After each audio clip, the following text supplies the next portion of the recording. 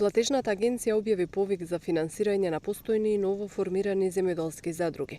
На повикот може да се пријават сите регистрирани земјоделски задруги. Средствата за оваа мерка се обезбедени преку програмата за рурален развој и се неповратен грант.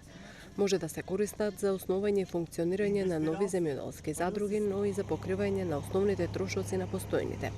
Новоформираните задруги може да поднесат барање за покривање трошоци за закуп на простори и објекти за задругата, набавка на канцелариски материјали, компјутери, набавка на компјутерски софтвери за планирање, управување, следење или контрола на работењето на задругата. Согласно критериумите за оваа мерка, новите и постојните задруги може да аплицираат и за исплата на просечна плата за управителот на задругата, а задругите од голем обем може да добијат финансиска поддршка и за ангажирање стручен работник од областа на земјоделство или ветеринарството. Според правилникот мерката 131, економско здружување на земјоделските стопанства за вршење земјоделска дејност, првата година се покриваат 100% од прифатливите трошоци што задругата ги направила за исплата на плати со намалување од 20% во секоја наредна година во период не подолг од 5 години, вели директорот на платежната агенција Никица Баџовски.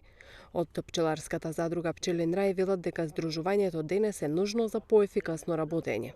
Ние имавме информации дека задругите се нешто лошо од нашето минато, бидејќи нашите родители, нашите дедовци не имаат раскажувано за таа присила кога мораат да влегуваат во задругите и да го здружуваат нивниот личен имот.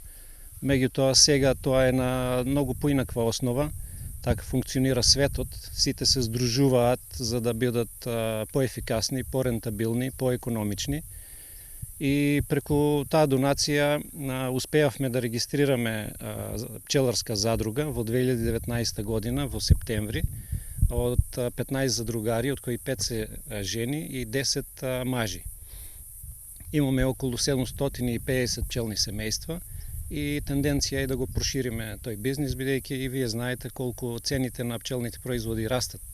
Во последните неколку години, да не кажам и од 300 денари, веќе оваа година и 500 денари се нуди медот. Доста е атрактивна цената, интересна е и со инвестирање во тој бизнис може да се заработи.